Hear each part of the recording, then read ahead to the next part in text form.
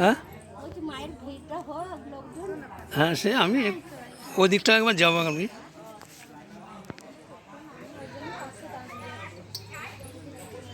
ও দাদু রয়েছে। কালকে আমি মোবাইলে আপলোড করতে করতে বন্দনাকে জিজ্ঞেস করছি ওই ঠাকুরের মূর্তিটা কীরকম। ও বলতে পারছে না।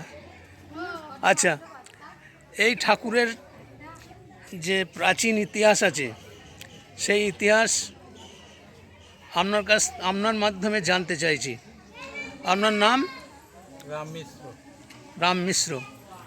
এই যে মন্দির, এই মন্দিরটা কি মন্দির? এটা শীতলা মন্দির। শীতলা মন্দির।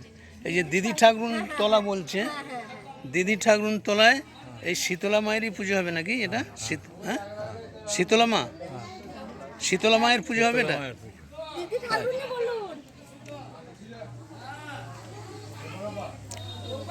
কত বছর ধরে করছেন আপনি পুজো?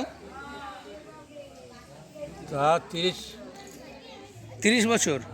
30 বছর আপনি করছেন, মানে তার আগেও তো হতো। হুম, তখন তো এসব বাঁধানো এগুলো ছিল না অবশ্য।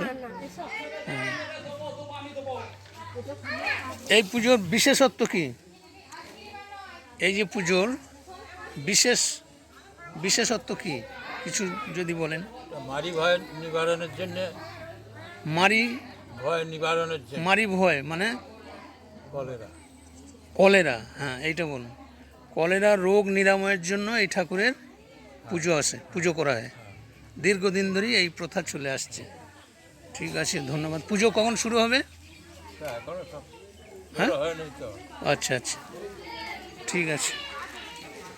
আমি এই মুহূর্তে আমাদের পুটসুরি গ্রামের দক্ষিণ পাড়া অর্থাৎ দুলেপাড়ায় দিদি ঠাকুরতলা বলে যে পরিচিত আছে সেই পুজো মন্দিরের সামনে। এই মন্দিরের যে পুরোহিত মাননীয় রাম মিশ্র মহাশয়ের মাধ্যমে এই পুজোর অতীত ইতিহাস সম্পর্কে কিছু তথ্য জানার চেষ্টা করলাম। এটা আমার ইউটিউব চ্যানেলের মাধ্যমে আমি এটা সম্প্রচার করব। ঠিক আছে।